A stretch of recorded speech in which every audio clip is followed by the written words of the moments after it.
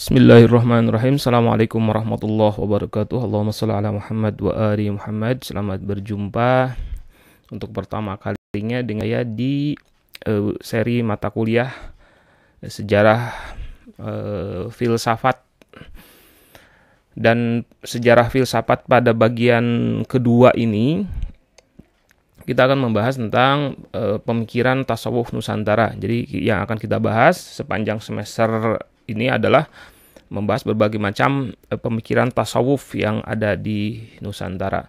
Kita sekarang memasuki materi pengantar. Kita melihat dulu konteksnya seperti apa, dan akan kita pelajari, akan kita bahas dulu yang di awal-awal ini adalah hal-hal yang terkait dengan permasalahan sejarah.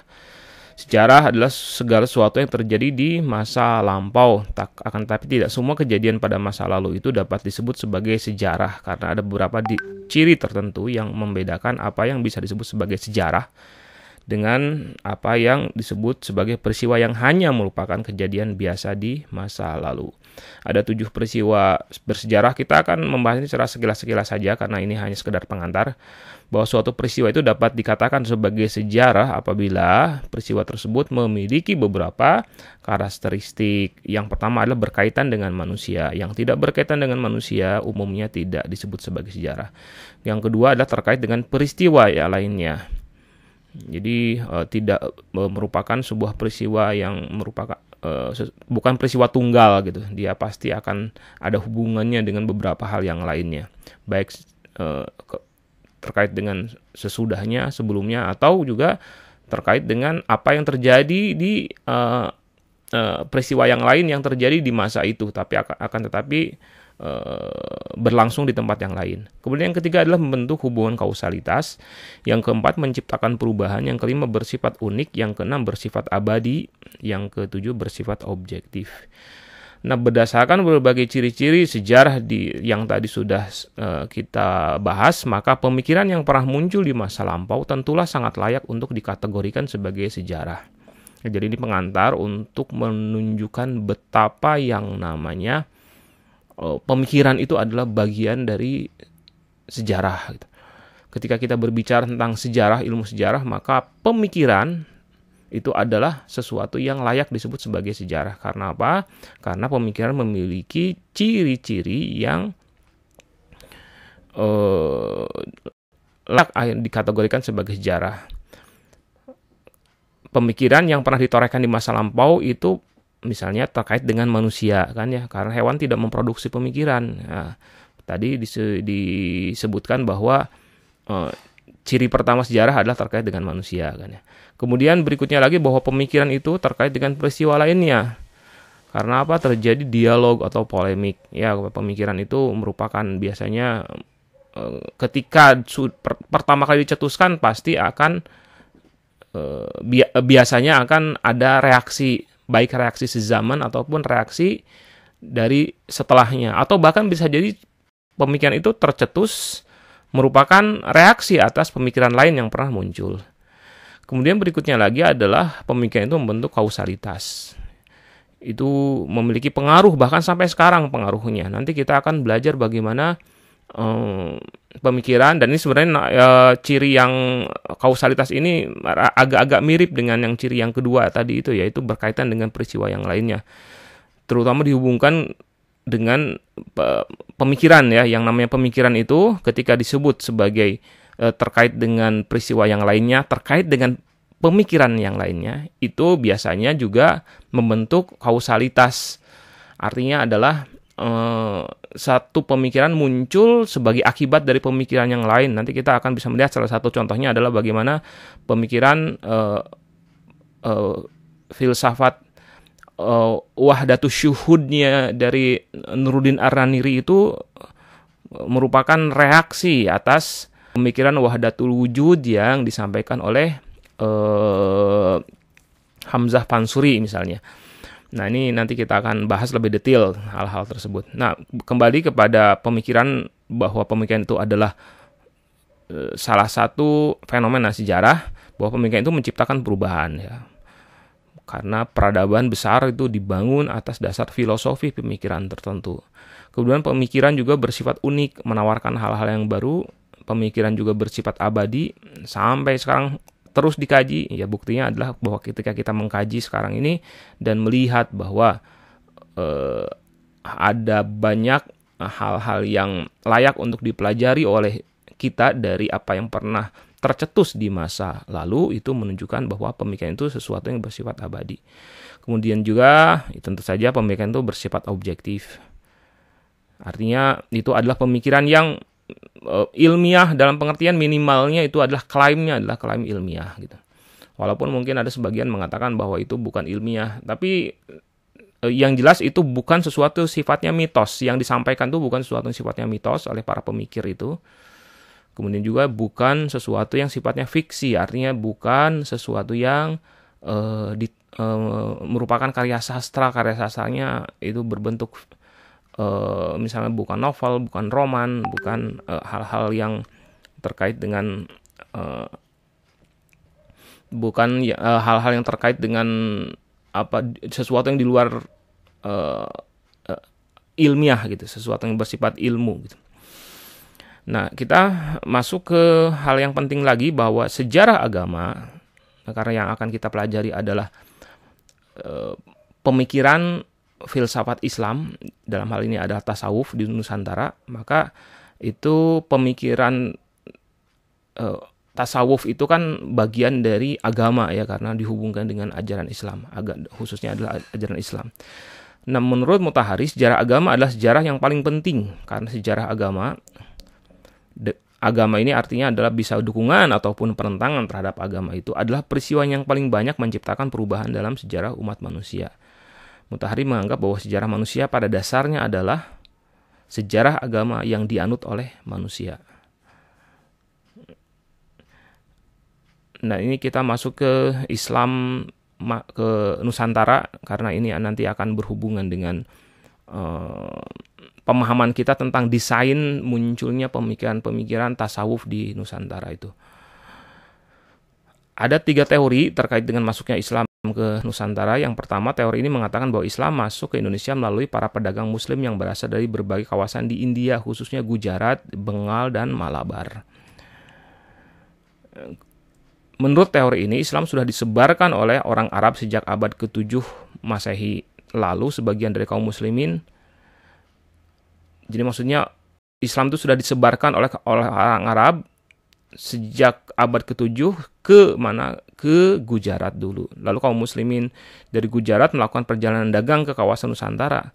Sambil berdagang mereka menyebarkan ajaran Islam. Ilmuwan yang menyampaikan teori ini adalah orientalis Snok Hogronje dan kemudian J. Pijnapel. Keduanya adalah orientalis asal Belanda. Kemudian ada teori Persia yang mengatakan bahwa Islam masuk Indonesia sejak abad awal Hijriah dibawa oleh para pedagang muslim dari Iran. Teori ini dikemukakan oleh Umar Amir Hussein dan Hussein Jayadiningrat. Salah satu bukti dari teori Persia adalah sangat banyaknya kesamaan tradisi Islam Syiah yang saat ini dianut oleh mayoritas orang Persia atau Iran dengan Islam Nusantara, seperti adanya peringatan Asyura, keyakinan atas Imam Mahdi, dan penghormatan yang sangat besar terhadap keluarga Rasulullah Shallallahu Alaihi Wasallam. Kemudian juga anak ini ada hubungannya juga dengan apa yang akan kita pelajari, yaitu terkait dengan ajaran tasawuf wahdatul wujud.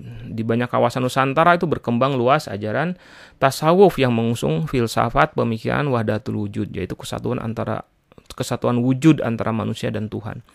Ajaran tasawuf dengan corak pemikiran ini pertama kali dicetuskan oleh Sufi Iran bernama Al-Hallaj. Di Indonesia, tokoh pemikiran wahdatul wujud yang sangat terkenal adalah Syekh Siti Jenar. Ini juga pemikirannya akan kita bahas nanti. Keduanya meninggal setelah dijatuhi hukuman mati. Bukti lain yang ditunjukkan adanya adalah corak linguistik Persia dalam mengadaptasi bahasa Arab yang berlaku di Indonesia yang sangat mirip dengan model adaptasi Persia atas bahasa Arab. Seperti ta marbutah yang dibaca ta bukan ha. Misalnya sholat, zakat, syahadat. Itu yang berlaku di kita kan ya, syariat, hikmat, rakyat, rahmat. Padahal aslinya kalau dalam bahasa Arabnya itu adalah sholat, zakat, syahadah, syariah gitu.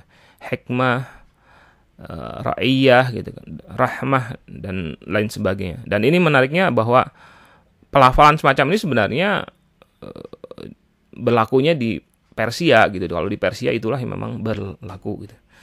Sama gitu, mereka mengatakan syahadat gitu. Mereka mengatakan syariat, mereka mengatakan hikmat gitu. Mereka mengatakan rakyat gitu. Dan lain-lain. Kemudian lebih dari 400 kosakata Persia yang diserap ke dalam bahasa Indonesia seperti bandar, anggur, bazar, biadab, gandum, domba, dan lain sebagainya. Sejumlah catatan sejarah menunjukkan bahwa kerajaan Islam pertama di Nusantara adalah Kesultanan Perlak atau Perela. Kesultanan Islam bercorak Syiah itu didirikan oleh Sultan Alauddin Syekh Maulana Abdul Aziz Shah pada tanggal 1 Muharram 225 Hijriah. Nah, teori yang ketiga adalah teori Mekah yang mengatakan bahwa Islam masuk ke Indonesia langsung dari Mekah. Dugaan itu muncul dari fakta banyaknya pendakwah Islam di Indonesia hingga kini yang ternyata berasal dari Yaman. Catatan sejarah lainnya menunjukkan bahwa Yaman adalah kawasan yang didatangi oleh kaum muslimin. Di sisi lain, sejak kerajaan Himyar berkuasa di Yaman, kerajaan itu telah menjalin hubungan dagang dengan jalur laut. Hubungan dagang itu dilakukan dengan berbagai kawasan di Nusantara. Hamka adalah pendukung utama teori ini. Menurut Hamka, salah satu bukti teori ini adalah naskah kuno dari Cina yang menyebutkan sekelompok bangsa Arab telah bermukim di Barus, Sumatera Utara pada tahun 625 Masehi. Di Barus yang pernah dikuasai kerajaan Sriwijaya juga ditemukan nisan kuno bertuliskan nama Syekh Rukunuddin, wafat tahun 672 Masehi atau tahun 48 Hijriah. Nah, kita lihat kelemahan dari teori masing-masing teori yang terkait dengan masuknya Islam ke Nusantara, teori Gujarat, teori Persia, dan teori Mekah. Teori Gujarat dianggap lemah karena pertama kaum muslimin di Nusa Samudra Pasai adalah penganut mazhab Syafi'i, sedangkan mayoritas muslimin di Gujarat adalah penganut mazhab Hanafi. Yang kedua, saat Islamisasi terjadi di Sumatera, di Samudra Pasai, ternyata Gujarat masih merupakan kerajaan Hindu.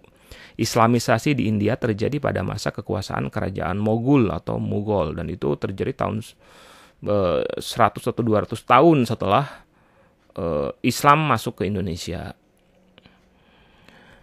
Teori Gujarat juga tidak memberikan konfirmasi jelas mengenai perkembangan pemikiran Islam di Nusantara. Teori Gujarat menyebutkan bahwa Islam masuk dibawa ke Indonesia oleh para saudagar, dan itu artinya bukan oleh para ulama pendakwah, bukan oleh para ilmuwan, dan teori ini tidak bisa menjelaskan bagaimana pemikiran Islam bisa berkembang di kawasan Nusantara.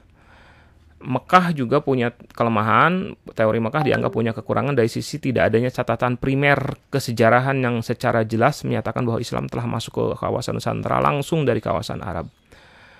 Kalau bagaimana dengan batu nisan yang bertanggal abad pertama Hijriah, atau disebut tahun 48 Hijriah, itu juga masih sangat terbuka kemungkinannya bahwa batu nisan itu hanyalah prasasti atau monumen yang dibawa dari luar Nusantara, bukan pada abad pertama Hijriah dibawanya.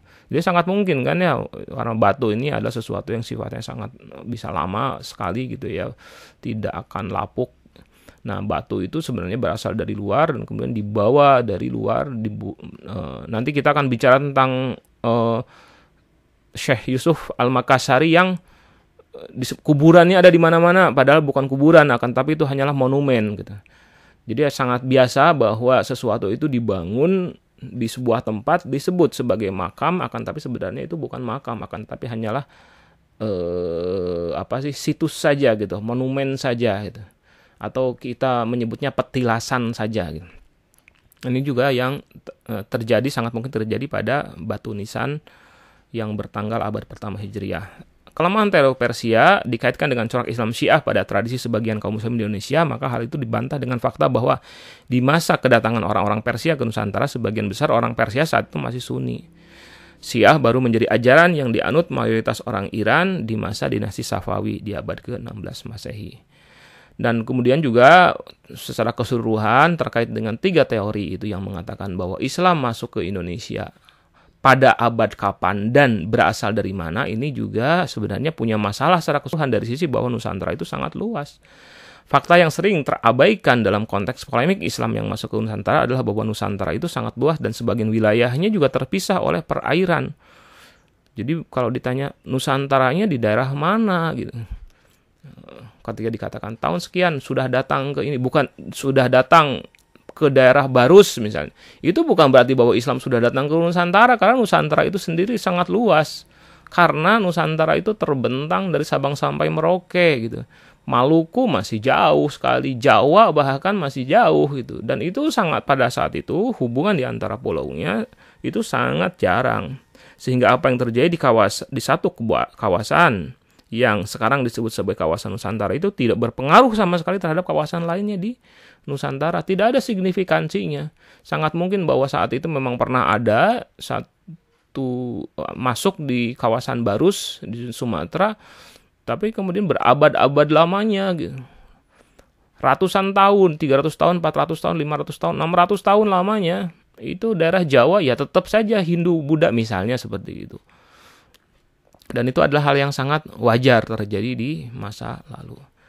Fakta lainnya adalah bahwa kawasan Arab dan Persia itu juga sangat luas, dan masing-masing kawasan itu di zaman dahulu dihuni oleh kaum muslimin dengan corak mazhab yang berbeda-beda, corak pemikiran yang berbeda-beda. Jadi kesimpulan mengenai siapa yang membawa Islam ke Nusantara dan corak Islam seperti apa yang dibawa tidaklah bisa digeneralisir begitu saja. Jika dikatakan Persia, harus dijelaskan Persia bagian mana dan di masa kapan.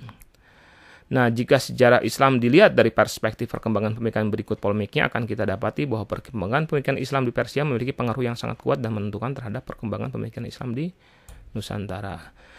Nah, dengan gambaran yang tadi sudah saya sampaikan, maka bisa saya kemukakan di sini bahwa pemikiran tasawuf yang akan dipelajari adalah pemikiran Hamzah Fansuri, pemikirannya Samsudin As-Sumatrani, pemikiran Nurun Arnadili, Syekh Siti Jenar, Wali Songo, Yusuf Makassari, hingga tasawuf modernnya Hamka. Nah, ini semuanya akan kita bahas satu persatu dengan cara, tentu saja tidak bisa semuanya, akan tetapi kita coba ringkas tapi dengan cara sepadat mungkin supaya intinya atau substansi dari pemikiran masing-masing para pemikir Islam, khususnya para pemikir di bidang tasawuf, itu bisa kita pahami dengan baik. Untuk sementara itu saja yang bisa saya sampaikan. Assalamualaikum warahmatullahi wabarakatuh.